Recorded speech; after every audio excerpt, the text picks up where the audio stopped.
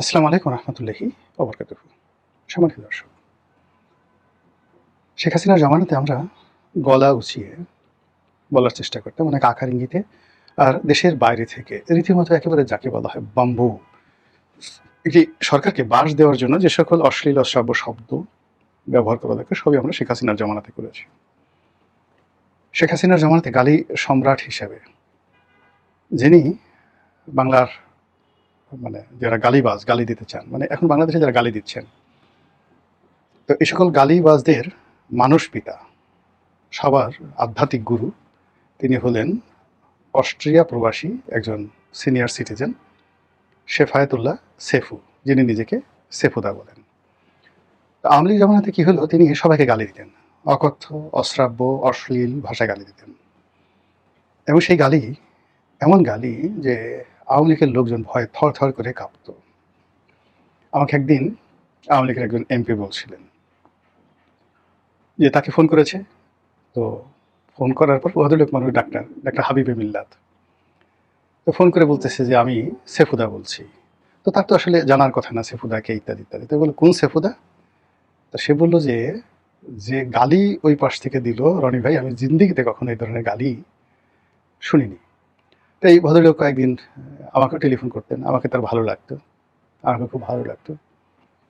তো অনেক খোলামেলা কথাবার্তা বলতেন, বলতেন যে রনি ভাই দেখেন, আমি যদি এই যে আমার গালিকে সবাই ভয় পায়, মওদুদ আহমেদ 1.5 ঘন্টা 2 ঘন্টা আমার সাথে কথা বলেন, তারপরে আওয়ামী লীগের সব মন্ত্রী এমপি আমি টেলিফোন করলে আমার সাথে সবাই কথা বলেন, আমি যদি গালি না দিতাম তাহলে কি সবাই সেই আমার সঙ্গে এভাবে কথা বলতো? তো সেই গালিকে সে ভীষণ রকম ভয়, যাকে বলা হয় তার গালিকে ভয় পেত, আর এটাকে সে গর্ব হিসাবে নিত।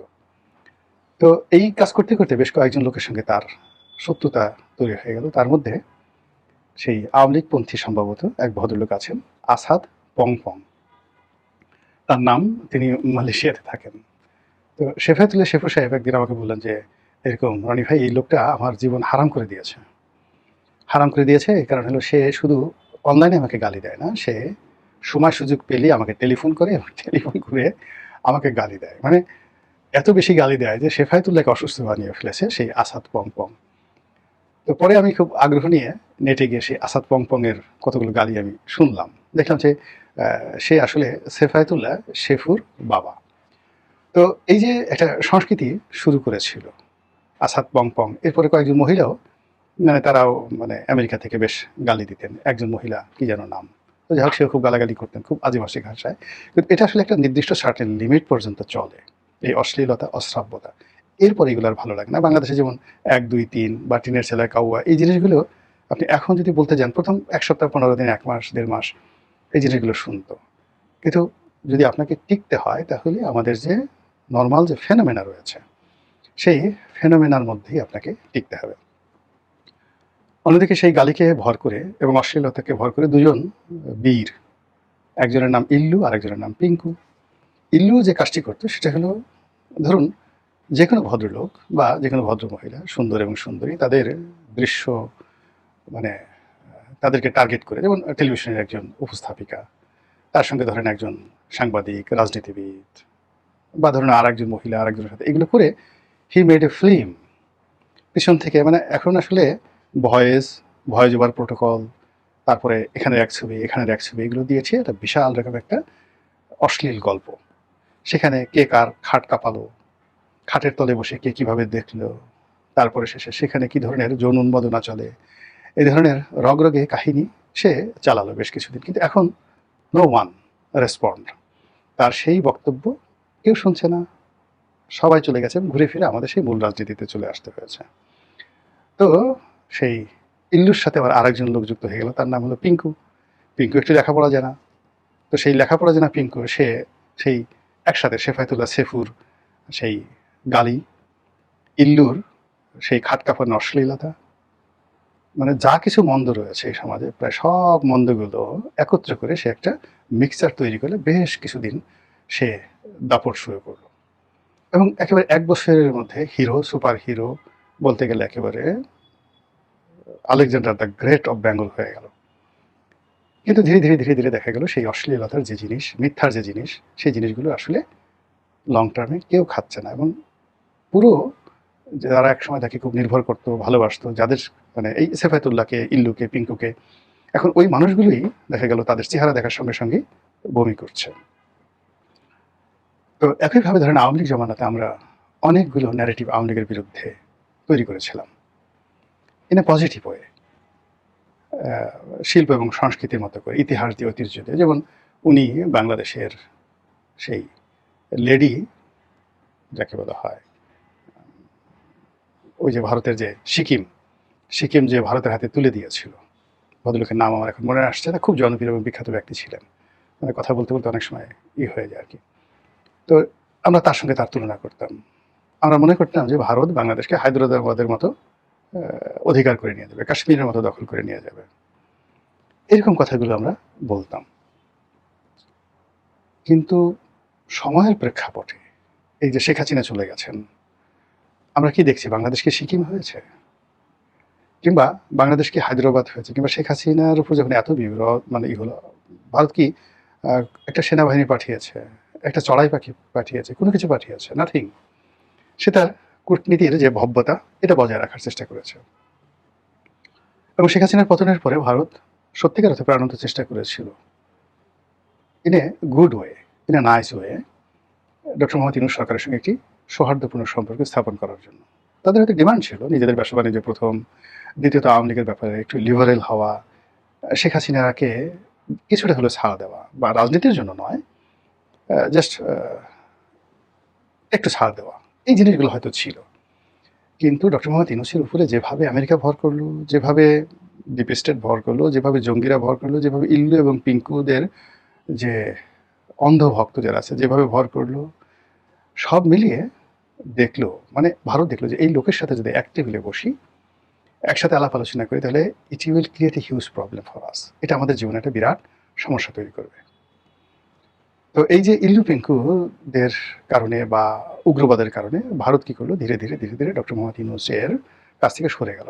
এবং এটা ডক্টর মোহাম্মদ ইউনূসের জন্য একটা বিরাট প্রথম রাজনৈতিক এবং নৈতিক পরাজয়। এরপর যখন নতুন সরকার আসলো, সেই সরকার আসার আগে ভারত কিন্তু ওয়েলকাম জানিয়েছিল।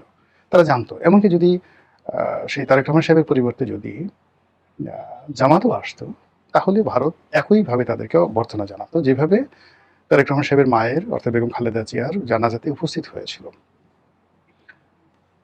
তাকে ওয়েলকাম জানিয়েছিল। কিন্তু এখানেও একই অবস্থা। তারা যখন দেখলো যে এই সরকারের মধ্যে আর ডক্টর মোহাম্মদ ইউনূসের সরকারের মধ্যে বেসিক এবং ফান্ডামেন্টাল এই দুটো বিষয়ে তেমন কোনো পরিবর্তন নেই, অধিকাংশ কেমন যেন একটা ধারাবাহিকতা রয়েছে। এবং ক্ষেত্র বিশেষে ইউনূসের সরকারের কতগুলো ভালো দিক ছিল, আবার কিছু মন্দ দিক ছিল। বর্তমান সরকারে দেখা গেল যে ওইরকম ইউনূস সরকারের যে ভালো দিক, তাদের যেমন অর্থনৈতিক সেক্টর, ব্যাংকিং সেক্টরটাকে তারা একটা যাকে বলা একটা ম্যানেজমেন্টের মধ্যে নিয়ে এসেছিল, সেটা এই সরকার আমলে তারা দেখছে না। এরপর হলো, যেহেতু তাদের একটা রাজনৈতিক প্ল্যাটফর্ম ছিল না, সেক্ষেত্রে সারা বাংলাদেশের প্রত্যন্ত অঞ্চলে যে রাজনৈতিক কুকর্মগুলো হচ্ছিল, সেগুলো বিএনপি বা অন্যান্য যারা লোকজন আছে তারা করছিল, ভারত এটা বুঝছিল। এই জন্য আসলে ইউনূসের ব্যাপারে, ডক্টর ইউনূসের ব্যাপারে তাদের একটা সফট কর্নার ছিল। কিন্তু এটা প্র্যাগম্যাটিক করার জন্য, এটাকে ফ্রুটফুল করার জন্য আসলে ভারত চেষ্টা সত্ত্বেও সেখানে এগোতে পারেনি। এটা হলো রিয়ালিটি।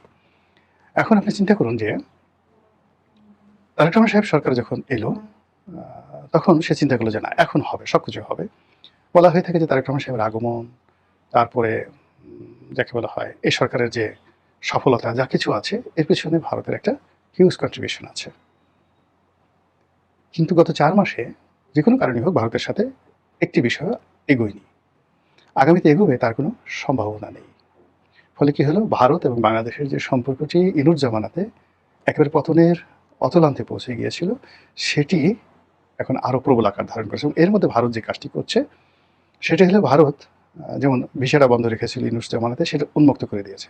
মানে কোনো অবস্থাতে এদেশের জনগণ, মানে সরকারের জন্য যেন জনগণের সাথে তাদের সম্পর্কটা নষ্ট না হয়, তারা বিভিন্ন ব্যবসায়ী গ্রুপ, বিভিন্ন সংবাদপত্র থেকে শুরু করে তাদের যে কানেক্টিভিটিগুলো ছিল, সংবাদপত্র জগতে অনেকগুলো পত্রপত্রিকাকে তারা ফাইন্যান্স করতো, অনেকগুলো সম্পাদককে তারা পুষত, অনেকগুলো মিডিয়া হাউসকে তারা পুষত, সেই জায়গাগুলো তারা আবার রিভিল্ড শুরু করে দিয়েছে। ফলে এই 4 মাসের মধ্যে সরকারের যে প্রবলেমগুলো হয়ে গেছে, জনগণ, সিভিল সোসাইটি থেকে শুরু করে আরও সবাই অনেকেই ভারতমুখী হয়ে পড়েছে, সরকারকে কোনো রকম পাত্তাই দিতে চাচ্ছে না।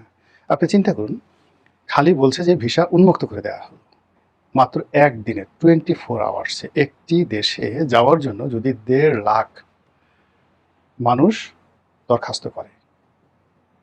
এরকম দৃশ্য আপনি কখনো কোথাও দেখেছেন? 1.5 লাখ লোক একত্রে করলে মানে কত হয়? পল্টন ময়দানে ধারণ ক্ষমতা হলো মাত্র 20,000। এই যে আমরা পল্টনে যে জনসভা করি, আর সেই আপনি যদি ফকিরাপুল থেকে শুরু করে একেবারে কাকরাইল পর্যন্ত, যেটাকে সবচেয়ে বৃহত্তর সমাবেশ হয় বিএনপির নয়াপল্টন অফিসের সামনে, সাকুল্যে 25 থেকে 30,000 লোক দাঁড়াতে পারবে, নট মোর দ্যান দ্যাট। অর্থাৎ চিফ জাস্টিসের বাসা থেকে একেবারে সেই ফকিরাপুল মোড় পর্যন্ত ওই রাস্তার আপনি যদি একজন লোক দাঁড়াতে 4 স্কোয়ার ফিট জায়গা ধরেন বা 6 স্কোয়ার ফিট জায়গা ধরেন, মেপে দেখেন 30,000 লোকের বেশি হবে না। তো সেখানে 1.5 লাখ লোক ভারতীয় দূতাবাসে দরখাস্ত করেছে একদিনে। তাহলে বোঝার চেষ্টা করুন কতগুলো লাইন হয়েছে, কি পরিমাণ লোক সেখানে গেছে, এবং ওটা সামাল দেওয়ার জন্য ভারতের কি পরিমাণ ম্যানেজমেন্ট সেখানে ছিল। That happened. তো এই কাজটি ভারত করছে। তাহলে এই থেকে বোঝা যায় যে ভারতের সাথে যে বাংলাদেশের যে সম্পর্ক, বা বিদেশ থেকে আমরা যে সকল অপপ্রচার চালাচ্ছি, প্রচারণা চালাচ্ছি, তার বাইরে ভারতকে গালাগালি করবে কিন্তু চিকিৎসার জন্য ভারতে যাবে, ভারতকে গালাগালি করবে ভারতের পেঁয়াজ খেতে হবে, ভারতে গালাগালি ভারতের শাল পড়তে হবে, কলকাতা যেতে হবে। শুধু হিন্দু না, মুসলমান অনেক সবাই, এবং সীমান্তে যারা লোকজন আছে তাদের কথা তো বাদই। তো এই যে একটা বন্ধন, সেই বন্ধনটাকে ভারত কাজে লাগাচ্ছে। কাজে লাগিয়ে তারা আওয়ামী লীগকে প্রমোট করার, সরকারকে ডিমোরালাইজ করার বিভিন্ন রকম তাদের যত রকম গোয়েন্দার টেকনিক আছে, সেই টেকনিকগুলো তারা কাজে লাগাচ্ছে। আর এই টেকনিকের মধ্যে গত 2 বছর ধরে যে কথাটি সবচেয়ে বেশি মানে আলোচিত হচ্ছে, সেটা হলো আসলে শেখ হাসিনা দেশ বিক্রি করতে চায়নি। সে ওই যে কথাটি আগে মনে আসেনি, লেন্দুব দর্জি, সে আসলে লেন্দুব দর্জি ছিলেন না। তিনি এই দেশটিকে সিকিম বানাতে চাননি। তিনি একটি স্বতন্ত্র মর্যাদা নিয়ে চীন এক হাতে ভারতকে রেখে যেভাবে দুর্দান্ত গতিতে 17 বছর দেশ শাসন করেছেন, তার যদি এই 3টি নির্বাচনের ভুল না হতো, তিনি যদি সালমান এফ রহমান, এস আলমদের মতো লোকজনদের কবলে না পড়তেন, তাহলে ভিন্ন ইতিহাস, একটা অমরত্বের ইতিহাস তৈরি হতে পারতো শেখ হাসিনার জন্য। এই কথাগুলো এখন মানুষজন বলছে এবং এই ন্যারেটিভগুলো তৈরি করা হচ্ছে, এবং এর পিছনে ভারতের অবশ্যই মদত আছে। অন্যদিকে যেটা বলা হচ্ছে যে আরে এই তো বিশ্ব বাটপার, এই বিশ্ব খেলোয়াড়, এই দেশটাকে শেষ করে দিয়েছে, ইস্ট ইন্ডিয়া কোম্পানি রবার্ট ক্লাইভের চেয়ে খারাপ, এই মির্জাফর চেয়ে খারাপ, এই পুরো দেশটাকে বিক্রি করে দিচ্ছে, সেন্ট মার্টিন বিক্রি করে দিচ্ছে। সেন্ট মার্টিন তো শেখ হাসিনার কাছে চেয়েছিল, সে দেয়নি। শেখ হাসিনা যখন বলছে আমার কাছে সেন্ট মার্টিন চেয়েছে, আমরা ঠাট্টা করেছি, সেন্ট মার্টিনটা কী করবে, এখানে জাহাজ আসে না, এখানে ড্রাফট নাই। আমেরিকা দূতাবাসের পক্ষ থেকে বলা হলো যে আমরা এই ধরনের কিছু চাচ্ছি না, নাও ইট ইজ ওপেন সিক্রেট। বেহায়ার মতো তারা এখন বলছে তারা একটা করিডোর চায়। তো যে লোক কক্সবাজারে একটা করিডোর চায়, সে কি সেন্ট মার্টিন চায় না? সেই সেন্ট মার্টিন ওই সময়টাতে তত্ত্বাবধায়কের আমলে বন্ধ করা হয়েছে, অন্তর্বর্তীকালীন সময় বন্ধ করা হয়েছে, এখন পর্যন্ত চালু করা হয়নি। সীমিত আকারে এখানে যাওয়া হচ্ছে, মানুষের হাজার হাজার কোটি টাকার বিনিয়োগ, পরিবেশের কথা বলে বিভিন্ন কথা বলে সেখানে সীমিত করে রাখা হয়েছে। এখন সবাই বলছে আরে শেখ হাসিনা থাকলে কি এরকম হতো? শেখ হাসিনা থাকলে এই সেন্ট মার্টিন আরও উন্নত হতো, আরও সুন্দর হতো, আরও চমৎকার হতো। আমরা আমাদের নিজ ভূখণ্ডে পরবাসী হতাম না। আমরা এখন ইচ্ছে করলে আলীকদম যেতে পারি না, আমরা এখন বান্দরবন যেতে পারি না, আমরা এখন থানচি যেতে পারি না।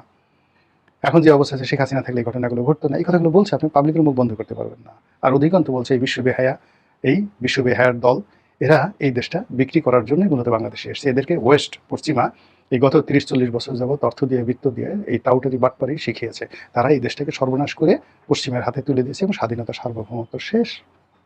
এখন এরা বঙ্গভবন মানে টার্গেট করেছে, গণভবন উড়িয়ে দিয়েছে, 32 নম্বর ভেঙে দিয়েছে, এখন বঙ্গোপসাগর দখল করবে। কি না করবে তারা? আর এর প্রেক্ষাপটে এদের এই দুর্বলতার সুযোগ নিয়ে ভারতও বসে বসে, আমরাও বসে থাকবো কেন? ওরা যদি কক্সবাজার, চট্টগ্রাম, বান্দরবন, উখিয়া এই অঞ্চল নিয়ে নিতে পারে, আমরা কেন? আমরা তো একটা পরাশক্তি, আমরা তো রংপুর নিয়ে নিতে পারি। আমরা কিনে নেবো, যদি কিনে আমাদের না দেয় তাহলে আমরা জোর করে নেব। এরকম যখন একটা টানাটানি চলছে, তখন মানুষ কি চায়? একটা বটবৃক্ষ, একটা ব্যাকবোনওয়ালা নেতৃত্ব, যেখানে মানুষকে স্বস্তি দিবে, ভরসা দিবে, আস্থা দিবে যে ডোন্ট ওয়ারি, আমি আছি। রাজনীতি কোথায় যাচ্ছে, দেশ কোথায় যাচ্ছে, এবং এই রাজনীতির যে নাটাই বা রাজনীতির যে হুইল, স্টিয়ারিং, এটি শেষ পর্যন্ত কার হাতে যাচ্ছে বলে আপনি মনে করেন? মহান আল্লাহ আমাদের সবাইকে হেদায়েত দান করুন এবং হেফাজত করুন। আসসালামু আলাইকুম ওয়া রাহমাতুল্লাহি ওয়া বারাকাতুহু।